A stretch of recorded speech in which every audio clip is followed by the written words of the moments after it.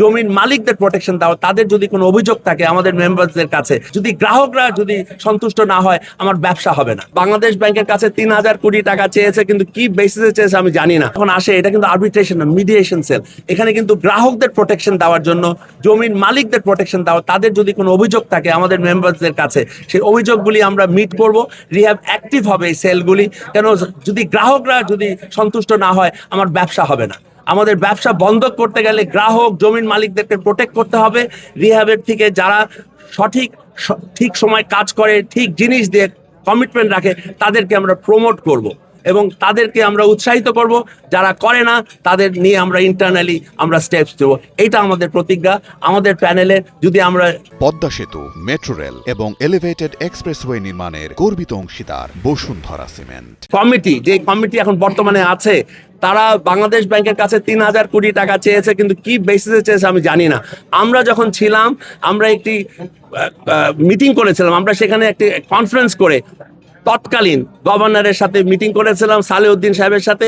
আমরা দেখিয়েছিলাম যে রিহ্যাবে আমাদের এই সেক্টরে যদি লোন দেওয়া হয়, সাবসিডাইজ লোন গ্রাহকদের জন্য, যারা 1200 স্কোয়ার ফিটের নিচে অ্যাপার্টমেন্ট কিনতে পারে, সেখানে 5% লোনের ইন্টারেস্ট নিয়ে আসলে সরকার উপকৃত হবে, বাংলাদেশ ব্যাংক উপকৃত হবে বিভিন্ন খাতে।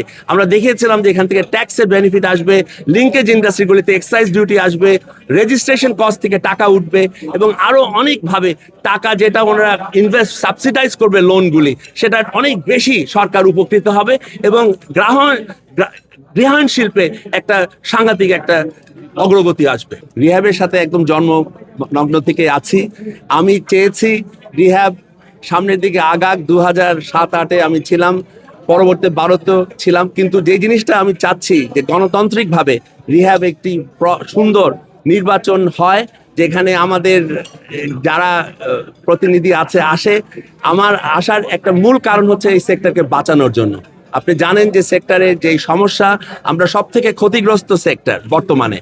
আমাদের এখানে যে জিনিসটা লিঙ্কেজ ইন্ডাস্ট্রিগুলির কথা চিন্তা করেন, এত লক্ষ লক্ষ লোক এখানে কাজ করে, আমাদের গ্রাহকদের কথা চিন্তা করেন, শহর উন্নয়নের কথা চিন্তা করেন, আমাদের সেক্টরে যে সমস্যাগুলি, সেটা যেই অবস্থা হয়েছে এই ফার নিয়ে, ড্যাপ নিয়ে, যেটা নিয়ে আমরা 2022-এর অগাস্ট থেকে যে সমস্যা ফেস করছি, গত 2 বছর যেটা নিয়ে লড়াই করছি, সেটা এখনো সম্পূর্ণ হয়নি। অসম্পূর্ণ লড়াই, সেটা আমরা সামনে নিতে চাই। সরকারের সহযোগিতা চাই। এই নতুন সরকার যে এসেছেন, ওনাদের ভিশন সামনে যেটা দেখছি, আমার মনে হয় আমরা সহযোগিতা পাবো সরকারের সাথে কাজ করতে। আমাদের এক্সপিরিয়েন্স এবং যারা এখানে আছেন টেকনিক্যাল সাউন্ড পিপল যারা আমাদের সাথে এসেছেন, আমি আশা করি যে আগামী ইলেকশনে রিহ্যাবে একটি সুন্দর সুষ্ঠুভাবে ইলেকশন হবে এবং ভালো একটি কমিটি আসবে যারা রিহ্যাবের ব্যবসার সাথে অনেকে জড়িত। আমি ইলেকশন করতে চেয়েছিলাম, 11 সালে ইলেকশন করতে দেওয়া হয়নি, শেষ মুহূর্তে ইলেকশন বাতিল করে দেওয়া হয়। কারণ কেউ এটাতে জিততে চেয়েছিল, আমাদের প্যানেল, জাগরণ প্যানেল, ওভারওয়েলমিংলি ইন্টেলিজেন্স রিপোর্ট ছিল যে আমরা জিতবো, সেটা দেওয়া হয়নি। ইলেকশন 2024 সাল পর্যন্ত আর হয়নি। সে কারণে আমি মনে করি যে আগামীতে ইলেকশনের মাধ্যমে আমরা সঠিক ক্যান্ডিডেটসকে আমরা সিলেক্ট করব, আগামীতে রিহ্যাবকে আমরা সামনের দিকে নিয়ে যেতে পারি, যেটাতে দেশের উপকার হবে, গ্রাহকদের উপকার হবে এবং ভবিষ্যতে আমরা সুন্দর পরিবেশ পাবো। আমরা পরিবেশ বন্ধক চাই, পরিবেশ নিয়ে আমরা কাজ করব। এবং একটা জিনিস আমি বলতে ভুলে গেছি, রিহ্যাবের একটা অঙ্গ হবে সেলস, যে সেল থেকে আমরা এনভায়রনমেন্ট নিয়ে কাজ করব। আমরা সাজেস্ট করব আমাদের যে পজিটিভনেস, আমরা প্ল্যানিংয়ে সাহায্য করব। আমরা বিভিন্ন পদে রিহ্যাবকে সামনের দিকে নিয়ে যেতে চাই।